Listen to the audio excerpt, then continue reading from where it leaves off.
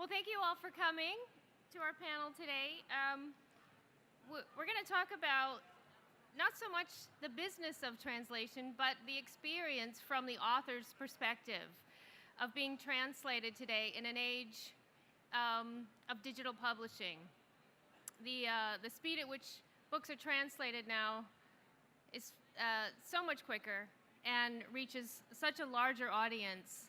And that has been life-changing for authors in many ways, and we're going to talk about that, and then we'll open up the floor for questions. First, I want to introduce the panel. John Rector, center there, is an award-winning Wall Street Journal best-selling author of The Grove, The Cold Kiss, Already Gone, and Out of the Black. His short fiction has appeared in numerous magazines and won several awards, including the International Thriller Award for his novella Lost Things. His novels have been translated into 8 languages. C.J. Lyons is an award-winning New York Times and USA Today best-selling author of 21 novels and a former pediatric ER doctor who has lived the life she writes about in her cutting-edge Thrillers with Heart. The German translation of her book Bloodstain was published this spring, and her books have been translated into 20 languages. Victor Ingolfsson is a civil engineer from Iceland. He's published 6 mysteries and has twice been nominated for the Glass Key Prize, an award given by the Crime Writers Association of Scandinavia. 3 of his novels, The Flighty Enigma, House of Evidence, and Daybreak, have been translated into English, and a 4th, Sun on Fire, will be published this June. Denise Rudberg is one of Sweden's most successful novelists, crowned by readers as the chick lit queen of Sweden. And in 2009, she began incorporating her signature sexy, energetic style into mysteries, featuring the intrigues of Sweden's upper classes, naming the subgenre elegant crime. Her first work to be translated into English was A Small Indiscretion, and her 11th novel will be translated earlier this year, or was translated earlier this year, sorry. I'm Deborah Reed, author of 4 novels. My most recent novel, Things We Set on Fire, is being translated this fall into German, as have several of my other novels. I want to let everybody know that after the panel, there are books from all of the panelists over here that are giveaways that you're welcome to. Somebody will be there to help you with that if you're interested in those. Okay, we only have 20 minutes to talk, and then we're going to open up the floor for questions. So let's see. I'm going to start with you, Victor. Victor's in a unique position of coming from a country with a very small population. He's from Iceland. There's 333,000 people. So even if every single citizen of Iceland were to purchase his novels, that still limits him. That we're talking every man, woman, and child, which isn't likely. So translating your work into other languages has made all the difference. It's life-changing for you. Yeah, that's right. And I've been lucky. My books have been translated to 12 or 13 languages now. And although not all the contracts are very big, my German publisher has sold a lot, and also Amazon Crossing. So 30 languages. 13. 13. Okay. So basically, your career is more or less based on the ability to translate. I mean, it's made all the difference. Oh yeah, it has, and like you said, there are only 340,000 people who understand the language I write in. So this is very necessary for me. Interesting. And John, I know that you've had quite a bit of interaction with readers of your foreign books, and this is something that is also new for writers, this ability to interact with the author of a book that they have read in translation but may or may not speak the language that the book was originally written in. And I know readers from Turkey in particularly have reached out to you. Can you tell us a little bit about that? I don't know if they've reached out to me occasionally. A lot of times it's kids with book reports, things like that, asking me questions in broken English. Sometimes I actually had one person advise me on. I wrote a character in one of the stories, who was actually an old Turkish lady, and I said, well, what would she say here? Is this the correct translation? Because sometimes you can't rely on Google. And so I've taken advantage of it, but I've also found people on Twitter who mention something about one of the books, so I'll go out to Google Translate and figure out how to say thank you in whatever language it is, and sort of get back to them. And So you've actually seen people on social media like Twitter uh,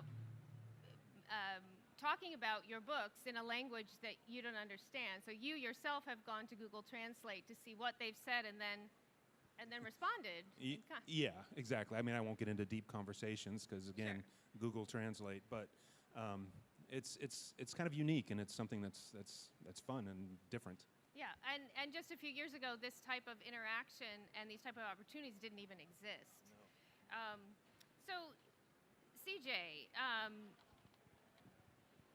you also have a lot of interaction with your fans. You've also done a lot of hands-on work with your own translations on some of your books. So you want to tell us about that? Well, I knew that given the international enjoyment of readers of the new digital publishing paradigm, that translation was going to be the next big frontier. It's like, okay, I can reach out to everyone that speaks English, but I want to grow it. I want to go keep readers happy in their language, no matter where they live, and find new readers. So I actually paid for translations into Spanish of 2 of my own books, and I hired an independent translation service. And they did a really good job. The reviews were all great. It's just really hard to get word out when you don't speak the language. And I have a hard enough time with English, so it's very difficult for me to help get the word out to other countries and other languages. So that's been my biggest stumbling block. But, having an ability to translate my works and know that they're done well, that the quality is there, so that the readers in the other country reading it in their own language will still get that feeling and that voice and the excitement and the adrenaline rush that I try to put into all of my thrillers. It's very important to me, but it's also, I think, the biggest risk that we take when we start to translate our works is like, how do we ensure that quality and that the reader is going to appreciate the voice in their own language? So it's a bit of a gamble, but so far it's paid off. Great. And Denise, we were having a conversation about the way that translations sometimes transcend, straight across to another culture, but not always.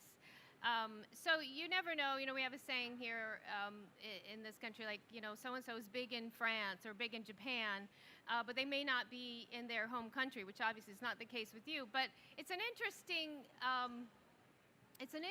idea that everything that we write, even though it's translated into a language that is foreign, as those readers take the books in, they don't necessarily understand the book in the same way, which could be good or bad. And you had mentioned one example of a Swedish author who was translated into French. Can you talk about that for a second? Yeah, a close friend of mine is also a writer. She was in Sweden. She's very well known and best-selling, but she's not winning the awards of high literature really in Sweden. She's a commercial writer in crime. But in France, for example, Italy and Spain, she's highly awarded for really good literature, and they find her work extremely political as well, which we don't. Most people don't do in Sweden, but it's weird. It's just I think the whole culture thing is adapted when in a different way when it's getting translated. Yeah. So without the ability to translate, and especially at the speed at which translations can happen now with digital publishing, one might never know how big you might be in another country. I mean, it used to take years and years to be translated, and even then to maybe possibly hear back from your readers. And now it happens so much faster that the interactions between readers and authors increase the sales and the popularity within the country that the books are being published in. Victor, I know you had an interesting when you're actually writing in Icelandic, you are conscious of the names that you give your characters because of you're thinking ahead of when the books are translated. Can you tell us about that a little bit? Yes, I noticed that the reviews I got, for example, on Amazon, then people were complaining about the Icelandic names, that they didn't get to use them. And therefore I decided to, in my last two books, that every character should have a name with a special initial that was not used in another name.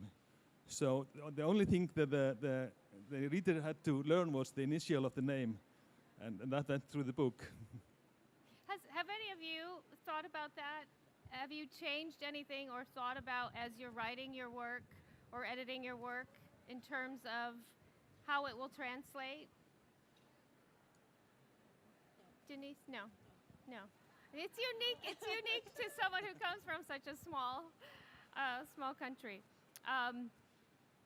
We still have the same thing in Sweden because we have 3 different letters that you don't have in the American alphabet. So it's, of course, we have to, but we have O, A, Ö. Just try to pronounce it. It's but I don't really take any effort not doing it. That brings me to something else. You know, even American English books don't read the same as British English. There are those slight changes that are made to help readers, but you know, not everyone agrees that they should be changed. You know, can we say trunk instead of boot? Can we say flashlight instead of torch? I mean, really, and you talked about this, Victor, that you're limiting a reader's knowledge of the culture when you try too hard to accommodate the culture in which the language is being read. Yes, I said that the American readers, I think they are overprotected by editors, that they are not allowed to experience the diversity of languages when everything is made American in the book, in the text. CJ, go ahead. One of my favorite authors that I discovered in English, because I don't speak French, is Fred Vargas. And I think it's maybe more about a partnership with the translator, and if there's an editor involved, the editor, because those books are incredibly rich in the French culture and the French, you know, like slang, and you know, they really don't coddle the English reader as far as trying to dilute it too much. At least I didn't feel that way as I read it as an English reader. Perhaps someone that reads it in the original French would disagree. So I think you're right, though. There's a fine line. We want to retain the voice and the experience for the reader, but we don't want to change it to a book that is, you know, if I'm writing a book that's set in the Rust Belt of Pennsylvania, you know, I don't want someone reading it in Italy to feel like, you know, oh, it feels like it's set here in Italy. No, that's not the point. That's not the experience I'm trying to give a reader. So it's a very fine line, and you have to partner with the translator and the editor to make certain that that comes across. Exactly. We have a really bad example for that. When there was an American book was translated from English to Swedish. Bret Easton Ellis, the American Psycho. And this was one of the worst translating I ever been, you know, up to. It was the word bitch. This does not exist in the Swedish language. So the translator actually invented a new word for it, which correctly translated was hard whore. Hard whore? No, hard whore. It was a hard prostitute. And it was like, okay. This is really, really not a good thing. You know, invent your new words. I think it's even better to just use the word bitch then. Although I do kind of like the idea of living in a country where there's no word for bitch. Yeah. we have other stuff, though. I promise you. I'm sure. We're not really... I'm sure. One of the other things I wanted to touch upon, I think this has made a big impact on all of our lives, is that digital publishing has a very long shelf life. We don't know how long, but we can assume it's very long. Just a few years ago, if you were to get translated, those books are rarely, they rarely show up in bookstores, and they go out of print quickly. So now we have digital publishing. There they are. They're there for however long the internet will stay standing. Do any of you have experience or a direct feeling about how your career as a writer has shifted because of those opportunities of the long shelf life? Yeah, sorry. The digital publishing is really a great thing for translated books, of course. I mean, in Sweden, I'm a well-known writer. I do a lot of interviews. Like you said, I intercourse with the readers all the time in the media. I'm telling my favorite recipes and meatloaf and showing myself in bikini and, whatever it is. It's like totally selling myself. But here, when I was published here, nobody knew anything about me. I was an unknown writer, of course, and they actually started buying my book. Just reading the book was, they have no reference on me at all. And they actually liked it as well. It's really nice. And they actually liked what? They liked the book. Oh, very important. Without the meatloaf.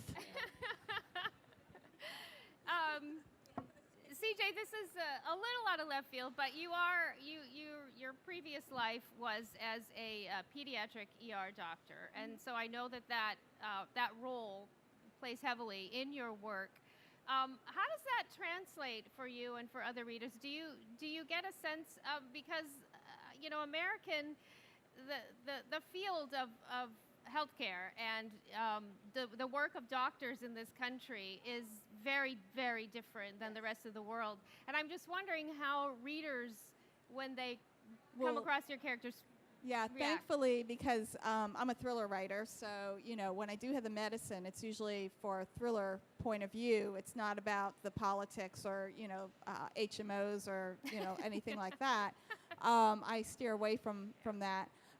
But I really, really have to thank ER and Grey's Anatomy, because those are worldwide TV shows that just about everyone has seen or heard of.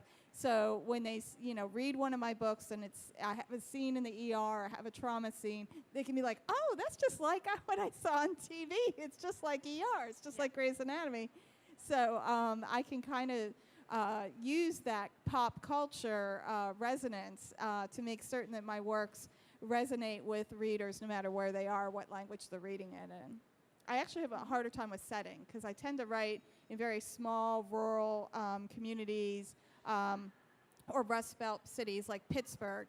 But those kind of communities I have found are really all over the world. I mean, I have people from Australia, I've had people from Germany, England, write me and say, wow, it sounded just like my small town that I grew up in. So it's nice that also resonates. Well, I know, it's obvious that Victor and Denise, that you're both bilingual, perhaps even more than bilingual. Maybe you speak several languages. But I'm curious if any of you on the panel have read your own work in translation before it's gone to press, and if you have, what that has felt like because I happen to read German and speak German, and when I read my own work before it went to press, it was kind of a surreal experience, because it is your work, but it is not your work. Although the nuance, which is what you're looking for, is there or not. But can you speak, anybody, directly to that? Yes, I can read the translations in German and English and Danish. And when I read the fourth translation of one of my books, I thought this is so boring. I can't imagine that anyone would like to read this. So I would, maybe it's not that a good idea to do that. You thought they were boring. I was impressed. Maybe I had a great translator. I don't know, but I was really excited when I read mine. I was really surprised. I was like, this is so professional. Yes. Like, this is a good book. They're like as good as me. Exactly. John? Again, back to Google Translate. I will look at I'll look at the reviews, and I know there's one review I think on the German side for one of my books talking about how it's the worst Reacher book they've ever read or something like that. Oh, no. So, but that's Well, he is not the author of the Reacher. no, book, no, so no, yeah, no, no, that's- no. This is the It's point, Lee yeah. Child, but that's the only thing I got out of the reviews. So that was a little confusing. See, and I tend to avoid Google Translate. I try not to read my reviews. But I have a hard enough time speaking English, which has always been something I've tried to learn other languages multiple times. It's just not my gift. So I unfortunately have never had the privilege of reading my book in another language, and I would love to someday be able to, but it's But it just a sounds challenge like you've for got me. a whole team of great translators across the board. That's all the time we have for speaking, but we'd like to take questions from the audience.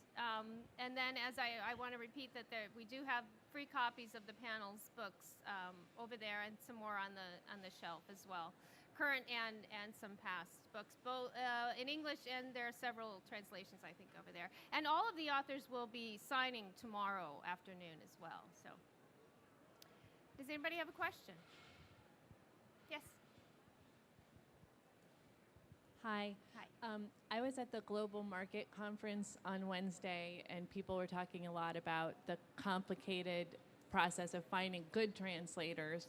And I just wondered if you could speak to that. And also, once you have them, do you develop an ongoing relationship with them? Do you work with them on the nuances if you do speak the other languages? Just what's the process of actually working with them? So you for authors who are looking to have their own work translated. For authors who are looking to have their own work translated, I You- understand that there's a dearth of translators and CJ good has ones done that, right? You've done that yourself. You can. with the Spanish books, yeah. I was quite lucky in my Spanish translation in that she is a novelist in Spain. She's actually a romance novelist, and I had asked for the Castilian Spanish translation because I thought that would be more universal than doing, another particular Spanish dialect. And so she would get back to me. We would email, obviously, and she would get back to me if she had questions about phrases or how to, I guess, inflection, like when you're doing an exclamation, the word usage and things, the structure of the sentence changes. And a thriller writer, I tend to have very short, sentences, lots of sentence fragments. So it was really a lot of grammar questions, actually. And I had that happen with my German translations several times. I've sold to, like she said, about 20 or so different countries around the world. And honestly, it's only that Spanish translator and my German translators that have had that interaction with me. But I think that's because most of those other sales have been through publishers.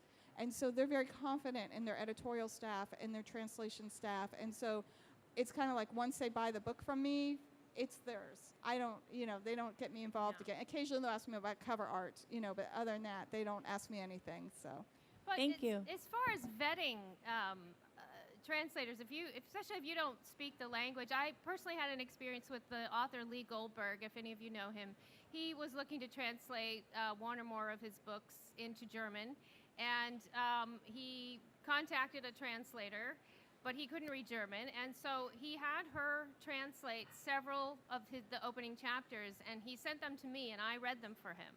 And it's sort of networking like that, if you don't speak the language, get someone who does that you trust, and get their feedback. And then he did end up going with her, and the book's done well, and and it's great. there's another trick that I learned from the another independent author that is doing this. And what he did was he had a sample translation, because they'll often do sample pages for you for free, from one of the people he was interested in, and then he had a second person that he was interested in. He had them take the first translation and translate it back into English.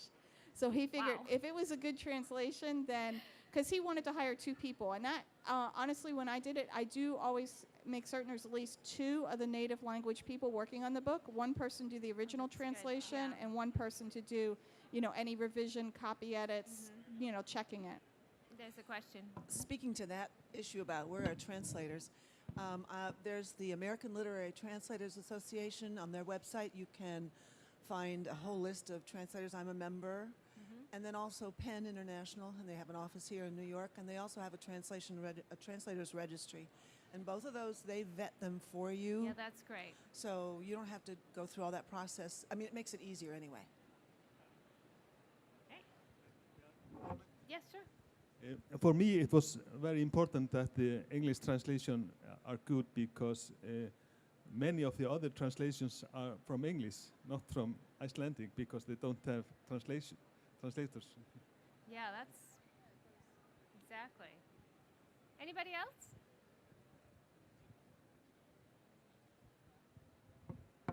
Someone? No. Oh. It's like an auction. It's sold. You raised your hand. Anyone else? Oh, sorry. Go ahead. Anybody try the Google Translate as a first pass and anything like that? Has anyone tried Google Translate as yeah, as the first go through and then have someone edit it. Oh, yeah. It's a mess, really. About Google Translation, I had a character that used Swahili in one of my earlier books, and this was published by Penguin, and I had them. I told the copy editor, "You're going to have to double check this translation." I said, "I got it from Google Translate. I know it's not accurate, but I want to give you a place to start, and here are the English words that I want to use. Reach out." I mean, they're in New York City, right? Reach out to a Swahili speaker and just ask them. It was like a 3-word phrase, you know? And they came back to me and they said, "Oh, this is the correct translation." And it was a little bit different than the Google translation, and I don't speak Swahili, so I didn't know. Well, I got a couple emails from Swahili-speaking readers who said, "I don't know who translated that for you, but it's gibberish. This is what it says, and I think this is what you mean." Dear. The versions of the book that I have control over, because this is an older book, I've corrected it, but they refuse to correct their version. I'm I like, hope that wasn't like the answer to the mystery. no. It was just one and little everyone line. got it wrong. It was just to add a little color, but you want to make it authentic. But Yeah, of so course. I avoid Google Translation anymore. Okay, Denise. No, but and also some weird things that is really hard to translate is some expressions that are used. Not, Yeah. when I was studying here at NYU, I tried to explain to my study buddies that in Sweden we have an expression at kindergarten parties, like anyone, like one of the mother or fathers asks, "Does somebody want candy?" And you have to raise your hand. Of course we do. But in Sweden we say, "Rooster, yes." And I tried to explain that to my friends. It's like, what do you mean rooster? Why do you call out the name rooster? It's a bird. It's an animal. I said, I don't know, really.